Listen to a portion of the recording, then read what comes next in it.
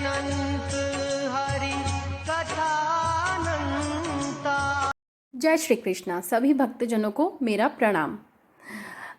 आज की कथा है निर्जला एकादशी व्रत। एक बार भीमसेन व्यास जी से कहने लगे कि हे पितामह, भ्राता युधिष्ठिर, माता कुंती, द्रौपदी, अर्जुन, नकुल और सहदेव आदि सभी एकादशी का व्रत करने को कहते हैं, परंतु महाराज, मैं भगवान की भक्ति पूजा आदि तो कर सकता हूँ, दान भी दे सकता हूँ, किंतु भोजन के बिना नहीं रह सकता। इस पर व्यास जी कहने लगे, हे भीमसेन, यदि तुम नरक को बुरा और स्वर्ग को अच्छा समझते हो तो प्रत्येक मास की दोनों एकादशियों को अन्न मत खाया करो। इस पर भीमसेन बोले, हे पितामह, मैं तो पहले ही कह चुका हूँ कि मैं भूख सहन नहीं कर सकता। यदि वर्ष भर में कोई एक ही व्रत हो तो वह मैं रख सकता हूँ, क्योंकि मेरे पेट में व्रत नामक अग्नि है, जिसके कारण मैं भोजन किए बिना नहीं रह सकता। भोजन करने से ही वह शांत रहती है, इसलिए पूरा उपवास तो क्या, मेरे लिए एक समय भी बिना भोजन के रहना कठिन है।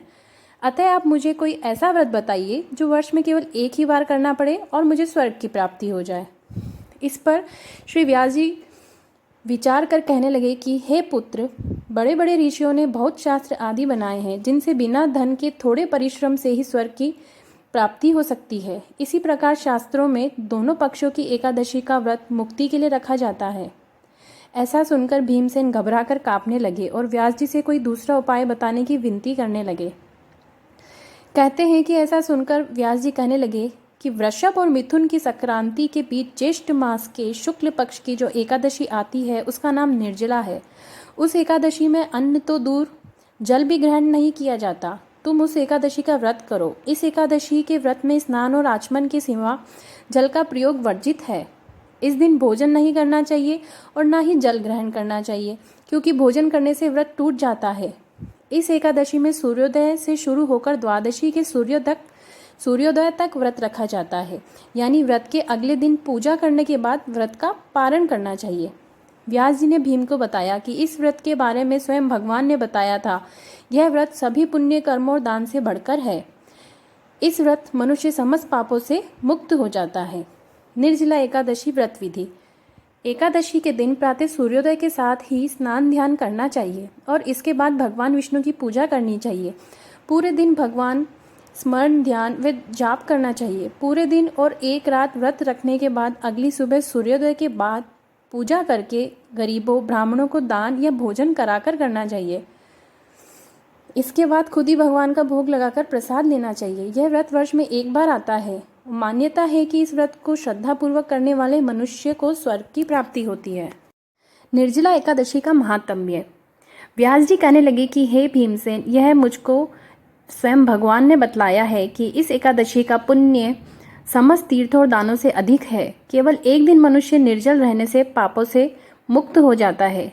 जो मनुष्य निर्जला एकादशी का व्रत करते हैं उनकी मृत्यु के समय यमदूत आकर नहीं घेरते, वरन भगवान के पार्षद उसे पुष्पक विमान में बिठाकर स्वर्ग को ले जाते हैं। अतः संसार में सबसे श्रेष्ठ निर्जला एकादशी का व्रत है, इसलिए यत्न के साथ इस व्रत को करना चाहिए।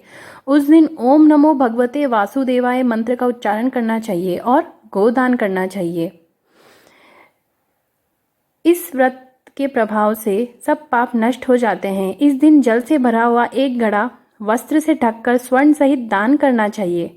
जो मनुष्य इस व्रत को करते हैं उनको करोड़ों पल सोने के दान का फल मिलता है, और जो इस दिन यज्ञादि करते हैं उनका फल तो वर्णन ही नहीं किया जा सकता। इस एकादशी के व्रत से मनुष्य विष्णु लोक को प्राप्त होता है। जो मनुष्य इस दिन अन्न खाते हैं वो चंडाल के समान है, वे अंत में नरक में जाते हैं।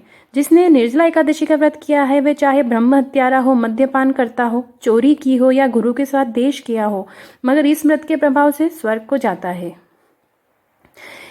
भगवान का पूजन, फिर गौदान, ब्राह्मणों को मिष्ठान व दक्षिणा इस दिन देनी चाहिए। जल से भरे कलश का दान अवश्य करना चाहिए। निर्जला एकादशी के दिन अन्न, वस्त्र, उपाहन आदि का भी दान करना चाहिए। जो मनुष्य भक्ति पूर्वक इस कथा को पढ़ते या सुनते हैं उन्हें निश्चय ही स्वर्ग की प्राप्ति होती है। कथा समाप्त। आशा करती हूँ कि आप सभी को निर्जला एकादशी की व्रत कथा पसंद आई होगी। धन्यवाद।